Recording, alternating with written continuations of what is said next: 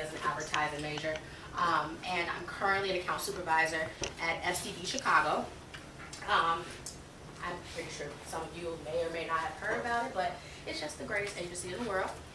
They don't pay me to say that. I really, truly think it's one of the top agencies in the world. And I'm also a founder of Lyrics by Lyric, which is another platform that I've created that kind of segments the different things that I do professionally and from a hobby perspective, so music marketing and both event planning. So a little bit more about me. Yes, you will see lots of Bitmojis throughout the presentation because research says it's really interesting and people really love it, and I think it's great and my clients think so too. So I'm from Chicago, from the south side of Chicago. I've worked on just about every brand, not every brand, but a lot of brands ranging from consumer packaged goods, like what? tourism, and we're going to get to it. Okay, you know, gotcha. It'll be like a little bragging page, but you know, I try to stay humble.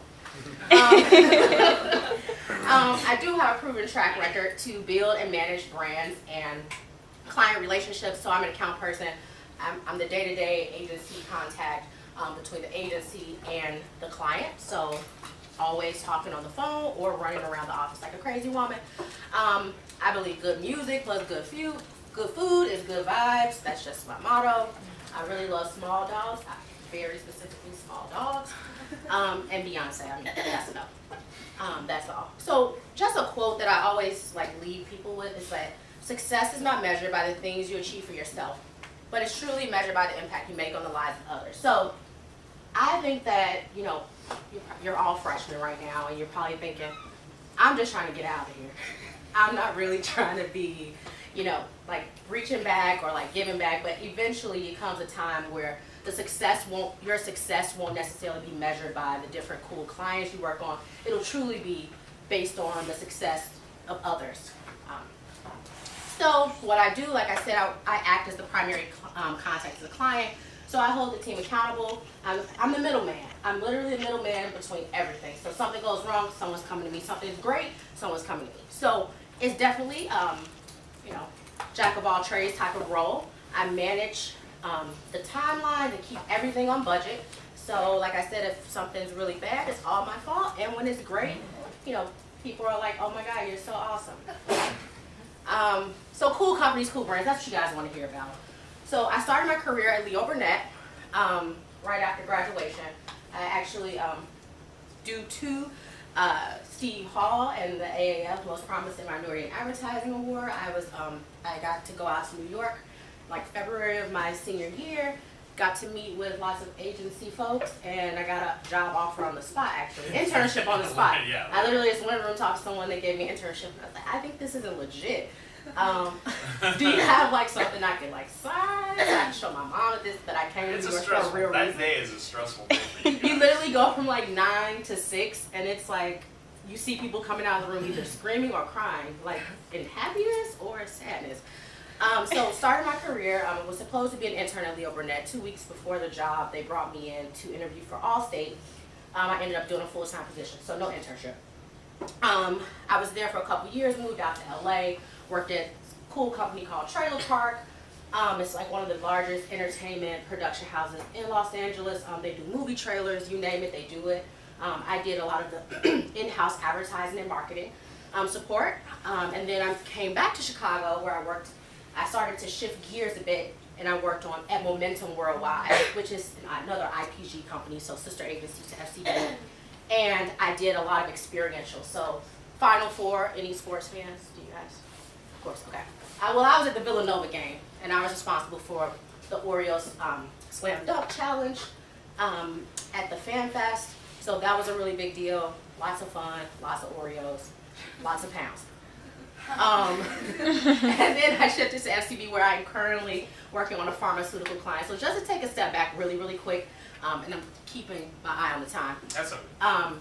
Just to take a step back, I want to tell you about the client. So one thing that I think is a common myth, when you enter the agency world, you think, I want to work on the biggest, best client. Like, I want to work on the Pepsi. I want to work on the Oreo. Well, to whom much is given, much is required. If you work on the sexiest, you have to be the sexiest. So it's the most work in the building. You're going to stay there Late nights, those are the hardest working clients because they're the biggest clients. And what's late night? Lots of late nights or early mornings, meaning you stay the entire day until the next morning. Yeah. So, I've been telling just like you, finals. You're gonna work really hard in any job, but in this industry, I would argue that you have a lot of fun as you're working. Exactly. The other night, it was a late night. It was a bit of a budget crisis happening. And, I had to figure it out. But, 7 p.m. rolled around, so we just went downstairs to Cheesecake Factory and ordered like 7 different cheesecakes. And we took a bite out of each one. It was on the company. But we got a lot of cheesecake and we just bonded over like, a few tears, and then we moved on. But yeah, I've worked on, Nabisco, so cookies and crackers, Body Wash, Caress, Wrigley. I interned and worked on Skittles, Starburst. P&G, I worked on their 15 emerging brands, so I actually got really lucky with that because I was able to touch everything from Tide to Crest to women's feminine care to just about everything. And then I did a little bit of beverages, so Jarritos, Izzy, Pepsi. I even worked on ski resorts. I was out in LA and then got to work on a really cool client out in Colorado and got to see just literally. I like Vail a lot. So. It's better than Breckenridge, right? I like Breckenridge a lot. Then I also worked on Carvana. So at that time when I worked on Carvana, that was a brand. It was a new brand, kind of like down and dirty. They call it scrappy client. Not a lot of money. Wanted to do really, really big thinking, innovative ideas. The good news is all the work that we actually did for that client that actually went public this past year. And the founder of my agency is now their CCO. So it actually ended up becoming a very, very lucrative client. Their business is booming. Basically, if you don't know about Carvana, I always try to throw this in there, even though I don't work on it anymore. You can purchase a car online, and you can go actually pick it up from a car vending machine, which is pretty awesome. I like a car. It's nothing special. And then really, really quick, just the roles and perception in the ad industry. I always like to share this slide because, again, emojis. But I think it's really, really awesome, really cool because everyone thinks of themselves differently in the ad industry. The account department thinks of themselves as like, oh, I'm so accomplished, I'm awesome. They're seeing about a client as, more of a yes man. When the client calls, you answer. But the creative team, they might look at me like the devil sometimes because I'm always coming back with changes. So the dynamic within the agency, you see account, creative, client, planner. So these are like the typical departments that I'll work with on the day-to-day, and we all look at each other very differently. And in the midst of us looking at each other very differently, we have to be able to collaborate and work together. So I still have to work really close with creatives who see me as the devil. I have to work with a planner who, comes up with really great ideas. They're always thinking, but they can be very judgmental because it's all about facts with a planner or strategist. And then the client, they're just king. And they can seem a little petty sometimes. I still have to find a common medium. And then the creatives. No shade to creatives. I'm pretty sure it's a lot of people in this room who want to be creative. They think everything's great. They come up with an idea, they drop the mic. They want to make it rain with the clients. They're like, let's do the biggest thing, Super Bowl. And it's like, we have $5. We can't come up with that. And then, this is just a funny joke. The account team, sometimes we're like, where are you? I can't go to your desk and find you. So I just feel like you're just hanging out. What are you doing? So this slide just really shows how there's different perceptions at play. However, we all still come together I'm for a going to say common. nearest bar or tavern. Creative guy. Girl. Yeah. Oh, we had to brainstorm. I went to hot yoga. No. I'm not kidding. The creative will come in with shorts, literally just like a t-shirt, jeans, how do you guys show up to class? How Ugg boots and literally scruffed up They're dressed up compared to most creative right now. Yeah, absolutely. Oh yeah, yeah. Especially you. I mean, you're killing it. You're like the CEO. I'm just so sorry to say that. I'm just joking. But yeah, so work hard, work some more, and some more. This is a really nice schedule. One of my schedules where I go all day, nonstop. I get in a nice pep talk with Danielle about 6 a.m. My day starts really early. I commute really far to go to work. I work in the Hancock building. I come from the Birds. I mean, the day goes from 5 a.m. to like 11 p.m. every day. Play harder, perks on perks on perks. So Steve, he mentioned this, but I mean, I think it's one thing to tell everyone that you get all these cool perks and stuff when you work in the industry, but you do. Cool, I mean, just the best company holiday parties, it makes it worth it. I mean, one year, Leo Burnett, we actually rented out the Chicago theater, and we did a musical for the holiday party. I was part of the cast, I'm pretty proud of that. So one of the creators actually wrote a musical and said the holiday party, we want to put on a showcase of the Chicago theater, like a Broadway musical.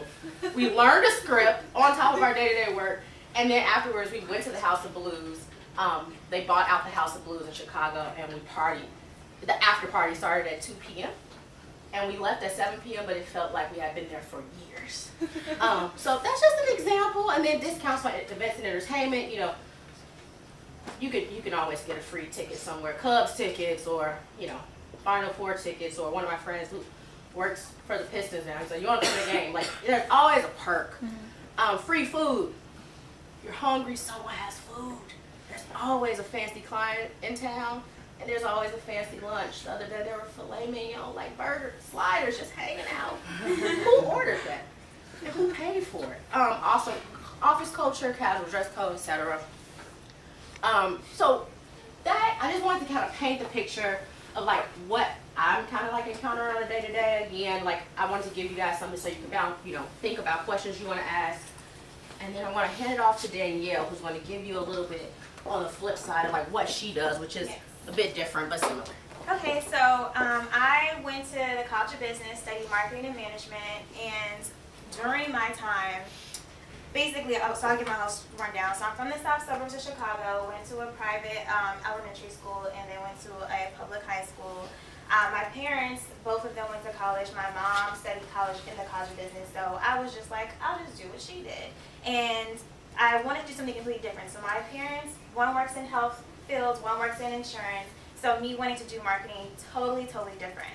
So my first, I guess, real kind of intro job was working here on campus, and I worked with the athletics department. So every year they try to have like one big hurrah for all the ones that aren't football and basketball. So coming up and planning an event for that, and that kind of catapulted me to like my career. When I was here, I knew about this program called Management and Leadership for Tomorrow. It's called MLT. It was started by John Legend, and it's for Native Americans, African Americans, Latinos to get jobs in the industry. So my job was with L'Oreal. Working at L'Oreal, I was exposed to brands, influencers, the whole 9 yards. So most of my branding experience is in CPG. CPG means consumer packaged goods. So think about anything that you can go to and consume it immediately.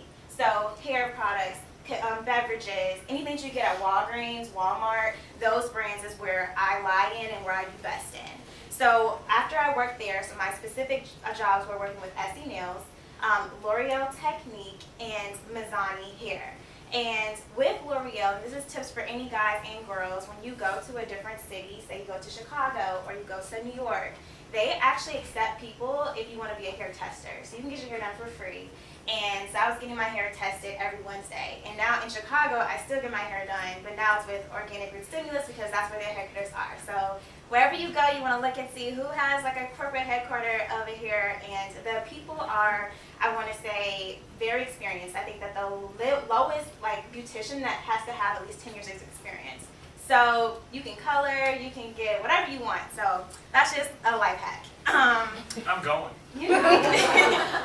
And so then after that, when I graduated, I started working with this company called iProspect. And there I did digital marketing. So there I was working with Kmart and Sears.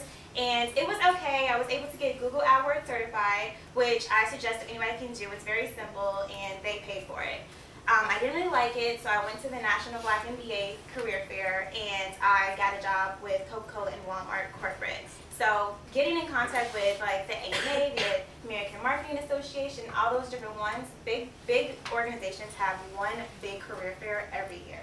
And that's where all the companies come and they're looking to hire people on the spot, similar to what she did, but they're everywhere. So if you are specific and you want to only work in beverages, they have something for beverages. If you want to work in fashion, they have something for fashion, all types of stuff.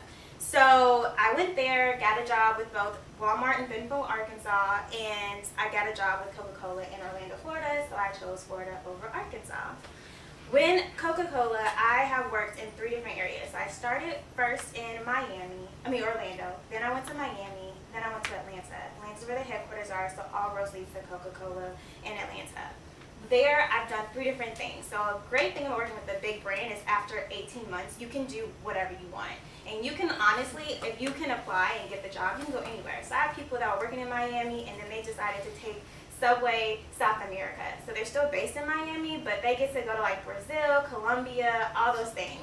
And so when we had the Rio and stuff, she just made it a family trip. So there's a lot of perks with there. Another perk working with Coca-Cola is you get your car paid for. So they give you a car payment. So my first car coming out of college was like a Camaro. And, a red one. Right, fire engine red Camaro. And they pay for it. And as long as you're working for it, they'll pay insurance, all that. They'll just pay, basically I was getting like an extra $500 once a pay period for the car. And that's just one of the perks. Another perk working with Coke is when you are on the client side, where you have large clients, you can go to games for free. So I've gone to the University of Miami Hurricanes games, gone to a Miami Dolphins game, the hockey, pretty much anywhere. If your client, all you have to do is be like, hey, I want to train my client, and they'll approve it. So the bigger the client, the more the perks. So that's one of the most important things. And then for me, the work-life balance is a lot better on this side because we are the client versus the ad. So for us, it's very, very work-life balance. A lot of things are virtual. To me, if you're looking for something that is work-life balance, one of the key words is called a territory manager. So people don't understand what that is, but a territory manager, if it's multi-states, a lot of times you only have to see your client once a quarter. So you can be gone for 1 week and then be home for the rest. So that's another one. And so these are some of the brands that I've worked for. So for me, my story is when I was working for Coca-Cola, it was a very account manager based, but I wanted to make sure that I didn't lose like my brand marketing side that I was trying to do. So I always had a job on the side. So when I was working for Coca-Cola in Orlando, I worked with Coach Tom Shaw. He's an NFL offseason trainer, does all the combines. And how I got with him was I just looked around. I'm in Orlando, what's there? If I was in New York, I'd probably do something with fashion. But in Orlando, it's very sports spirit. Everybody comes to Orlando to like practice in the off season. So I went to him, I told him I think I can do better with your Facebook. He said everybody's always asked me. No one's offered, you got the job. So there I was able to meet a whole bunch of professional athletes and use his perks. So from him, I was able, when I went to Miami, work on the side with the Miami Dolphins. So there I was working with their suite attendant area and their client side. And the perk was I got to go to every game and like make money off the games. And now I actually have my own business. It's called Average Black Girl and Melanin Business. And I started it while working for Coca-Cola when I was in Atlanta.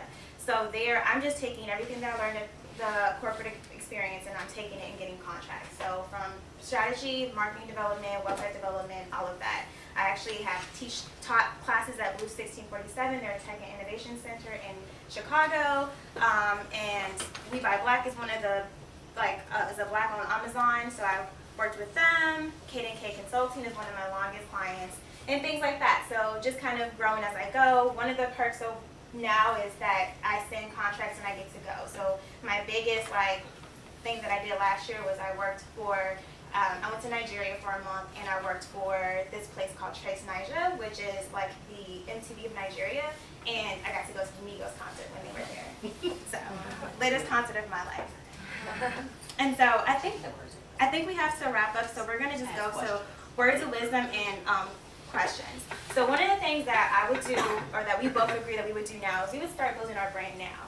One of the things that you have when you're at Illinois is you have something called school loyalty. So people will like you or support you just because you go there. So there are things when you start your brand called likes, and likes equal dollars, and it matters. So one of the things that you want to do is you want to have 5,000 likes.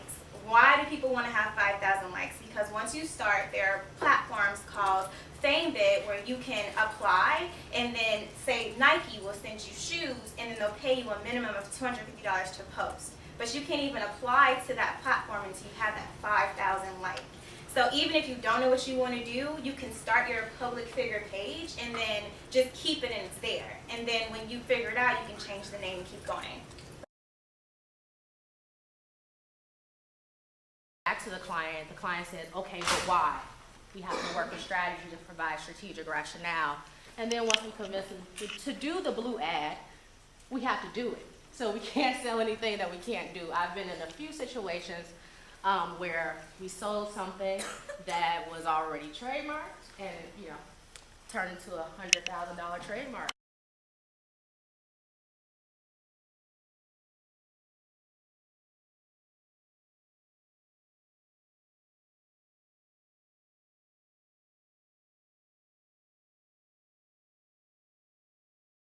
Execute on the strategic priorities that we have worked so hard to set before us.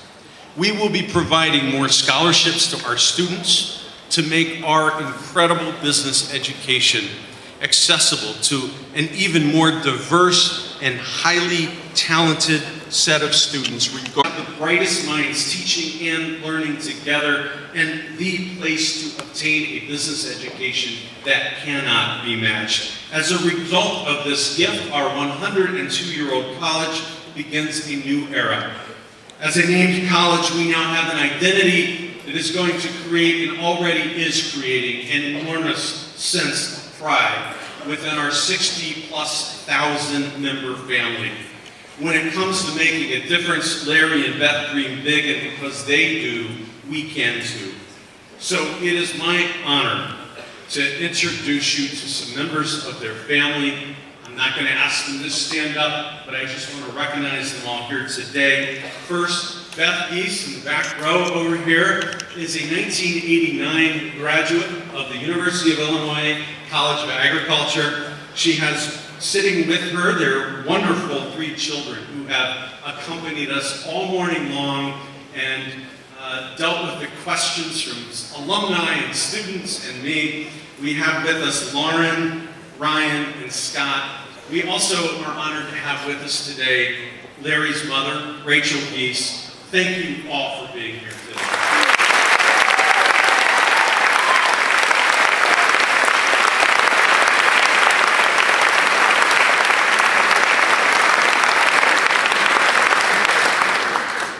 And now it's my distinct pleasure to introduce to you Larry Gies, a 1988 graduate of the College of Business, to share his remarks about the future of our college. Please welcome Larry Gies.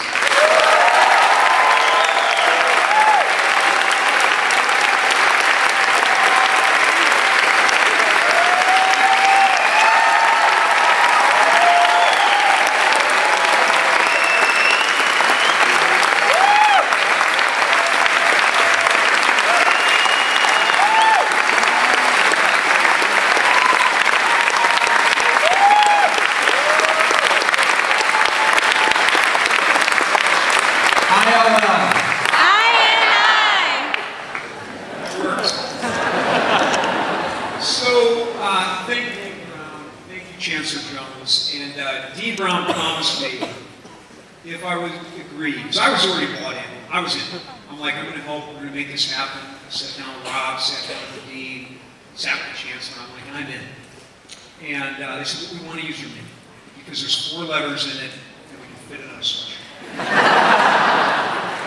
And I said, that's not something I'm comfortable with. He said, don't worry about it. We'll keep it really low key. There's kids I coached during my life that are at school here. There's friends of my sons who are going to school here. All day yesterday, I'm getting pictures of coffee cups with GIES. I'm getting all these different things. And I called the dean. I said, Dean, this is not low key in it. Do they know how to pronounce the name? He goes, we got that all set. And he sends me the press package. I got letters from and notes, early emails from Japan, from Italy, all over the world.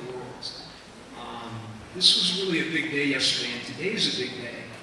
But it's not about me. It's not about the name.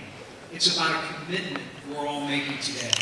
As I see all of you, either upstairs, 3 floors up, it really looks cool in the picture. Down here, I see the wonderful signs up.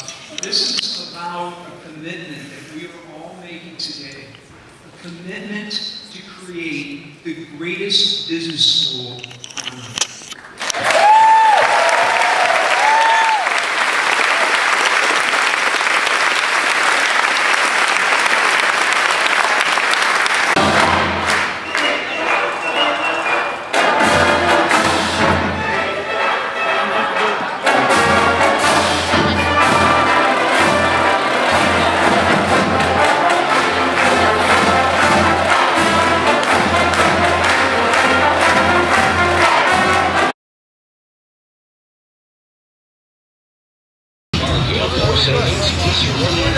Certified. Let's drive.